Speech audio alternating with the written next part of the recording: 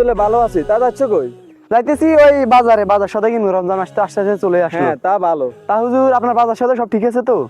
ইফতার সেহরি সব ঠিকঠাক আছে তো? আর আলহামদুলিল্লাহ আলহামদুলিল্লাহ সব আল্লাহ দয় ভালো চলছে। তবে আপনাদের এলাকার মসজিদের কমিটিরা অনেক নজর যত্ন করে। আলহামদুলিল্লাহ আলহামদুলিল্লাহ, আশা করছি এই রমজানটা সকলের জন্য ভালো হবে। হ্যাঁ, রমজান মাস তো আসেই ভালো করার জন্য। তা যা বলছেন আপনি।